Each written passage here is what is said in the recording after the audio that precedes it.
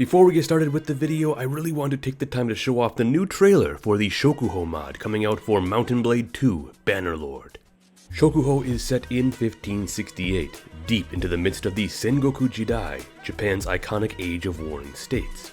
Now, I've talked about this upcoming mod several times over the past few years, as each new progress update for it just continues to build up the hype surrounding it. Shokuho looks incredible, and this has got to be the best looking trailer I've seen for it yet. This new trailer not only shows off how massive and detailed the map of Japan in the game is going to be, but also goes into greater detail on unique features, such as donating to temples and monasteries to recruit warrior monks, destructible fortifications, promoting units into officer companions, tons of new armor and weapons, and of course a teaser at the end for naval combat. And I can tell you that this also looks like it will be as historically accurate as possible. Of the two great historical consultants on the project, I am well acquainted with Gunsen history, who happens to be one of the greatest experts on pre-modern Japanese arms and armor that I have been in contact with. Seriously, this mod could be a complete standalone expansion to the game with this level of polish and detail being put into it. As you might already know, I am no stranger to Mount & Blade and have been a huge fan of the Gecko Kujo mod for Warband for years. And although Bannerlord is a great time, for me personally, I've really been waiting for a mod like this to really get me more into it. I just wanted to show this mod off some more because with the release of the new trailer, I am beyond excited. You can find a link down below to not only the new trailer you are seeing on screen here, but also the mod's Discord server, which frequently posts updates. If I were you, I'd keep an eye on this mod, because from the looks of it, it might just turn out to be one of the best samurai gaming experiences ever released. But with that said, let's get on to the video. In the last episode, the Shimabara Rebellion came to an end, as one of the largest scale revolts in Japanese history was put down by the might of the Shogunate. Yet tremors from this event will continue to rock the nation, as the large Christian element which had rallied the rebels will lead to the government cracking down upon foreign influence like never before. Now, in the midst of the Edo period, we enter into the age of Sakoku, where we will finally see what has been described as the closing of Japan.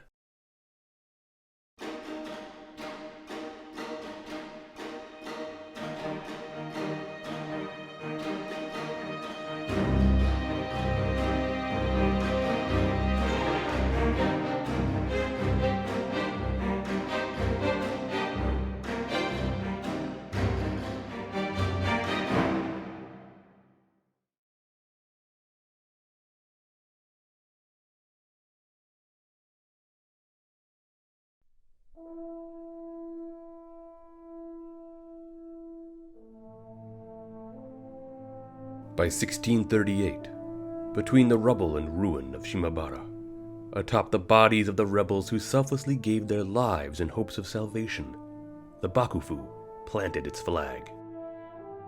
As we saw, the Shimabara rebellion had been caused by the continued suffering of the lower classes, which had mounted to unbearable proportions under the tyrannical rule of the Matsukura family of Shimabara domain. However, although the shogunate would not fail to see that this was the real cause of the unrest, they would choose instead to focus on a more severe element within the rebel camp, one which had plagued Japan for years. The rebels, of course, had rallied together under the Christian faith, which had taken deep root in Kyushu ever since the arrival of Europeans decades prior. It was their devotion which had in turn made them so resilient, and had also been what was seen as the greatest threat they posed. To the shogunate, the Shimabara rebellion was a Christian rebellion. Ever since the time of Toyotomi Hideyoshi, Christianity had become increasingly viewed as a negative aspect of heightened foreign influence. Many daimyo had gone far to improve their relationship with the Portuguese who had come to their shores, in hopes of fostering greater trade relations, with one of the primary aims being the buildup of foreign weapons. One unfortunate method was the selling of Japanese people into European slavery, something which Hideyoshi demanded the stopping of. But another method for the daimyo was to embrace the Christian faith. This then led to turning the people of their domain Christian as well, as missionary work was allowed to flourish. However, this also brought about the adverse side effect of local Buddhist institutions being brought to ruin throughout heavily Christianized areas. Hideyoshi had sought to restrict foreign efforts in Japan by clamping down hard, especially turning his attention towards the spread of Christianity, as he would punish those who had continued to preach the gospel within Japan. Famously, he executed 26 Christians in 1597. Yet, after his death, Tokugawa Ieyasu, who had usurped power from the Toyotomi at the climactic battle of Sekigahara, had been a bit more reserved in his distrust of foreigners. In truth, it appears Ieyasu was actually quite interested in learning about the outside world, and had tried to learn extensively from figures like William Adams, an Englishman who had come to Japan and earned great favor with Ieyasu, becoming himself a prominent figure within Ieyasu's government. Following Ieyasu, however, we did see how his son and heir, Tokugawa Hidetada, once again returned to being suspicious of foreign affairs. We can see that with Hidetada that a real movement towards closing off the country began. However, it would not be until the rise of his son that such an effort would come into full realization. Over the past 2 episodes, we have discussed the role of Tokugawa Iemitsu in some detail. A somewhat unorthodox yet still competent shogun, Iemitsu is often remembered as one of the most significant leaders of the Bakufu. Like his father, it appears that he had a natural distrust of foreigners and continued to make efforts to restrict their role in Japan.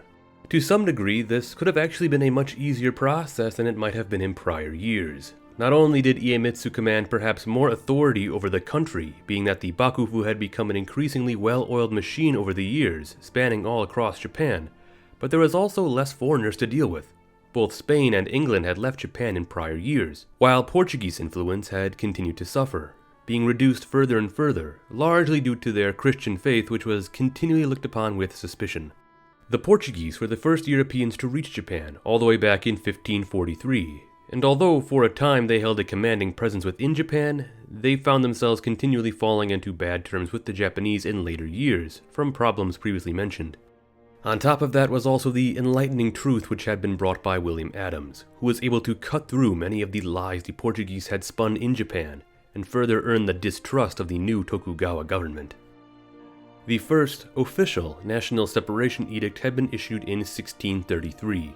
This had served to restrict the access of ships coming and going to Japan, as well as to forbid any Japanese who lived abroad for more than 5 years from coming home.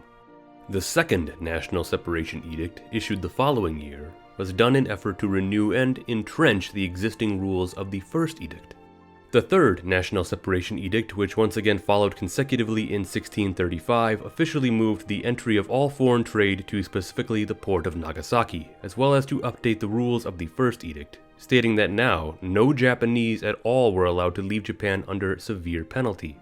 And the fourth edict in 1636 primarily targeted the Portuguese, as it was here any Portuguese deemed unnecessary in Japan were deported, while all others who occupied significant enough roles were instead moved to Nagasaki as well. But of course, following the end of the hostilities in Shimabara, Tokugawa Iemitsu now had all the reason he finally needed to fully remove the Portuguese entirely. In the fifth and final national separation edict of 1639, the Portuguese would be completely kicked out of Japan and prohibited from ever returning. Although Portugal would make several more attempts over the following decade to resume trade, the Japanese would refuse, and in one instance even capture 61 members of a Portuguese envoy and execute them all. Finally, Portugal would give up the effort by 1647. Japan was lost to them. This fifth edict, to fully shut out the Portuguese, is often seen as the pinnacle of the efforts to seal off Japan, and the real start of Japan's closure to the outside world. Many years later, this period would come to be known as Sakoku, a policy which would last for roughly 2 centuries. But it is important to know that at this time it was never referred to as such. Rather, a more accurate word which would have been used at the time to refer to the closing would be kaikin, or maritime prohibitions. Yet over the years, this concept has become somewhat blurred, as many would use broad strokes to define the country as fully closed off from the outside world entirely. In fact, you might have gotten a sense of that from some of my videos. In reality, the country was not fully closed. Not at all. There were actually many links that Japan still maintained to the outside world. In effect, the idea of the closing of the country was just a concentrated effort to control, or at least reduce, the spread of any foreign religion or influence that could find its way into Japan, mostly just from Catholics. As you might be already well aware, there were of course other Europeans who were still tolerated in Japan, at least in Nagasaki. These were of course the Dutch. When William Adams had arrived in Japan in 1600, he had come aboard a Dutch trade vessel, and through his working with Ieyasu had established significant Dutch trade relations with Japan. And with the removal of the Portuguese and the exodus of the English and Spanish from the country, the Dutch now held a monopoly on all European trade in Japan, which they would conduct through Nagasaki, on specifically the island of Dejima, through which all foreign goods were brought in and extensively searched before being allowed to enter the country. The Dutch were allowed to stay for several reasons. Firstly, and perhaps the most important, was that they were not Catholic, but instead Protestant, and had no interest in converting the Japanese people. They were also at odds with the Portuguese, and due to this nature of being seen as natural enemies, were viewed as the lesser of two problems by the shogunate. No doubt, of course, due to the diligence of William Adams. The Dutch had also played a role in helping the Bakufu to put down the Shimabara rebellion, when they lent a ship to bombard Shimabara Castle from the sea. And lastly was the fact that they had to continually renew pledges to the shogunate in Edo, where they maintained their relationship as one of trade and friendship, nothing more. Yet, it is also important to note that besides Europeans, other countries throughout Asia were also allowed to maintain trade relations. Dejima also served as a significant port of Chinese trade as well. While down in Kagoshima, the Shimazu were allowed to continue trading with the mainland by route through the Ryukyu Islands and into China and Korea, the Ryukyu Islands being a significant conquest won by the Shimazu in 1609, something we detailed all the way back in the Sengoku Jidai series, episode 60. Besides this, in the far north, the Matsume family was also allowed to conduct trade with the Ainu tribes of Hokkaido. So while this period is often described as full isolation, it was in fact not. Rather, more accurately, it was a series of efforts to control access to the country, not completely shutting its doors, but instead just putting up heavy restrictions. However, for the sake of simplicity, I will continue to refer to this policy as a form of somewhat isolation. Now, there are many theories about Sakoku, not only ones which challenge the ideas of why it came into being, but also ones which speculate over the effects it had on Japan, or in what other ways Japan might have been affected had there never have been such policies. Some believe that perhaps isolation came as more of a reaction to the gold and silver trade, with Japan exporting high amounts and rising inflation following the discovery of more access to gold and silver in the Americas. This theory suggests that one of Japan's primary motives in seclusion was to monopolize profits from this trade once more. Yet, I am uncertain how much of this theory is necessarily accurate or widely accepted at this time, as others have appeared to question just how much the Bakufu actually knew about the wider world, and if it was enough to actually effect such a move. Another theory plays into the idea that Shogun Tokugawa Iemitsu was himself rather xenophobic, and thus was already heavily predisposed to removing or restricting any foreign activities in Japan. And although this would make some sense regarding the fact that the efforts to isolate the country made the most progress under Iemitsu, it is not necessarily a theory which appears to be widely accepted. However, others have speculated that had Japan not restricted entry, it may have one day in turn become a European colony, as was already occurring to other countries throughout Asia and the Pacific. I strongly disagree with this notion, however, at least at this current point in history. For one, the move towards isolation was not just done immediately with Iemitsu, but rather had been an evolving process for many decades. Had there never have been a concentrated effort to control the influence of Europeans, perhaps then a greater argument could be made that Japan may have just fallen under the full influence of a European country. But such an idea is pretty dubious. And even then, I don't believe there is any way a European country could have even conquered Japan militarily at this point in time for a variety of reasons either. Throughout the 16th and 17th century, Japan was still a highly militarized nation, who themselves had amassed a huge quantity of firearms. Make whatever comparisons you want about Japanese weapons and armor to European weapons and armor, it would not change the fact that Japan not only had enough firearms to take on a European country, but also the manpower as well, with hundreds of thousands ready to fight. Not even counting the fact that the Japanese would of course be fighting on their own terrain. The one area Japan suffered with in terms of land warfare was perhaps a lack of artillery. But being that Japan is so incredibly mountainous, cannons themselves would be increasingly difficult to transport and use efficiently. This is one of the reasons why artillery was not really used as frequently in samurai warfare. The terrain of Japan did not really suit it well. And should a European incursion even have won a landing and perhaps a follow-up battle on flat land, they would have never been able to dislodge bitter samurai resistance, which would have never surrendered and would have continued to bloody any European force as they attempted to subdue the nation. I know that this is all just heavy speculation, but I do believe that in the end, a European invasion of Japan at this point in history would have been just too costly an affair, as thousands of invaders would have died for little gain if that. It would have severely weakened whatever country would have been foolish enough to attempt it. But like I said, I am only discussing this current point in history, as I also believe that Japan's fate in the event of an invasion later into the 17 or 1800s would have been far more uncertain, as time went on and Japan of course continued to fall behind in terms of military advancements. In fact, this is perhaps one of the largest problem areas for Japan in their isolation, but it's not necessarily one we can even fully attribute to isolation. Without wars to fight and heavy bakufu restrictions, status quo set in. What need was there to advance military technology? Sure, they could definitely witness advancements from the Dutch as they arose, but certainly by the time isolation ended some 200 years later with the arrival of American warships, Japan was indeed no way capable of contending with a modern army at that time. They simply did not do enough to keep up with the military evolutions of the outside world. There is of course plenty more we could get into regarding this topic, but once again it does begin to fall more into the realm of heavy speculation, so we'll leave it there for now. And while some point to an effect of Sakoku being one which sort of froze Japan in time, that would not necessarily be correct either. Yes, certainly some areas stagnated like we just saw, but others still advanced. Plenty of learning and innovations still progressed, especially in areas of industry and finance, not to also mention the massive cultural boom experienced during the Edo period as well. Western technology was also not seen as something to be shunned, but instead learned from and integrated.